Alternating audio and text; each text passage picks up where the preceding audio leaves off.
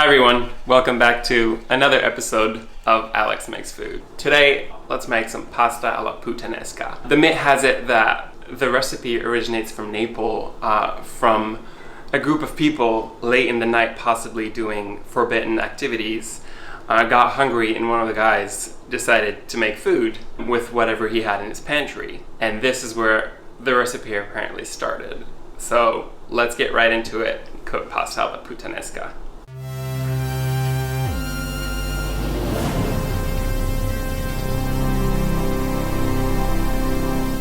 So for my version of pasta alla puttanesca, I'm gonna cook the sauce a little bit differently. I'm gonna cook in a style of pasta alla partenopea, which is also a Naples recipe. And don't get intimidated by the name. It's just going to be everything cooked on a sheet tray.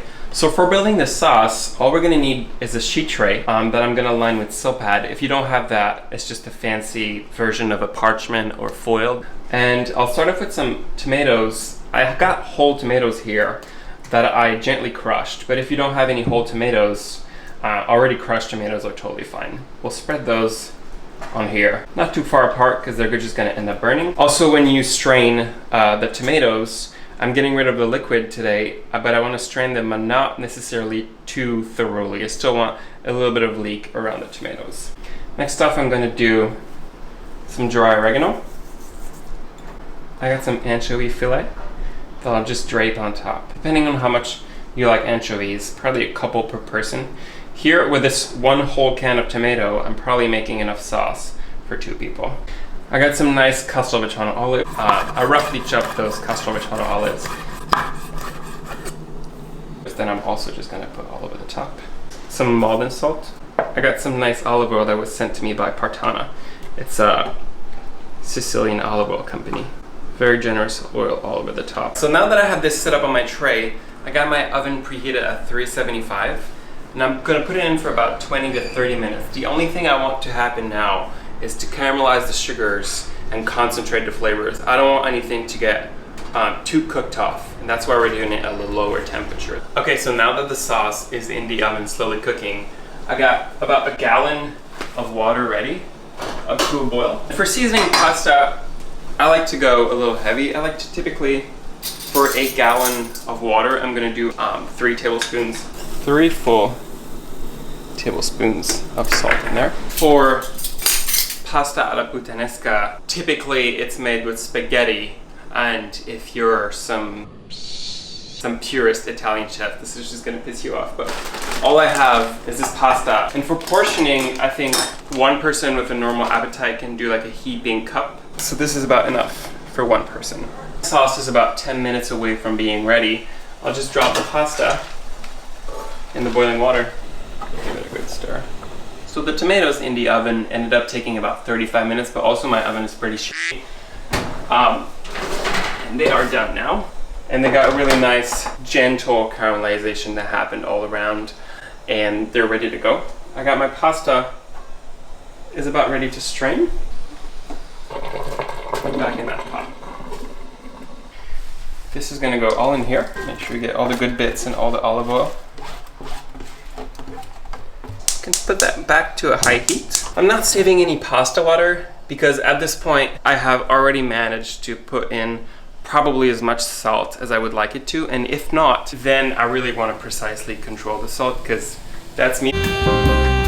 So for that reason, I'm just using fresh water, and we're gonna probably start with a couple splashes of fresh water and toss in the pasta with that sauce. While this is on a heat, I'm also gonna add some olive oil. It's looking really good. So one more little splash of water. It's always important to start with making the pasta a little bit looser than what you think is gonna be how you like it, because it will keep tightening as it sits in your plate. You can see on the outside, just the amount of sauce you want. Not too much, not too little. And let's give it a little taste.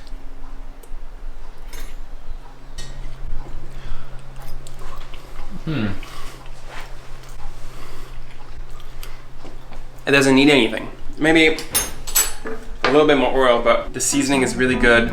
It's ready to eat. We'll plate the pasta.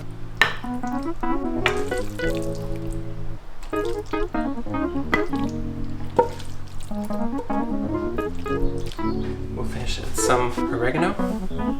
Just a little dry oregano. And just a splash of olive oil. Oh yeah. Whoa. Just a splash. And that's it. Really delicious. Really, really, really delicious pasta. Ready to eat. I'm gonna serve my pasta with a focaccia. If you're interested into seeing the recipe that I use, I'm using this overnight pizza dough with levain from Forkish. It's amazing.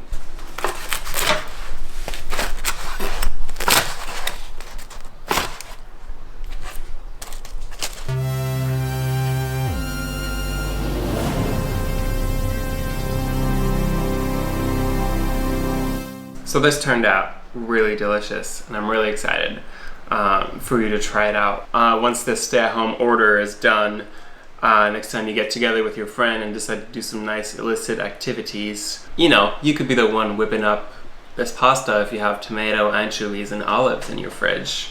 I just want to say a little thank you to my godfather, Emilio, who is from southern Italy, and he's really shown me how to love food. Thank you for watching. I hope this can inspire you to make some pasta, some really fun Italian pasta.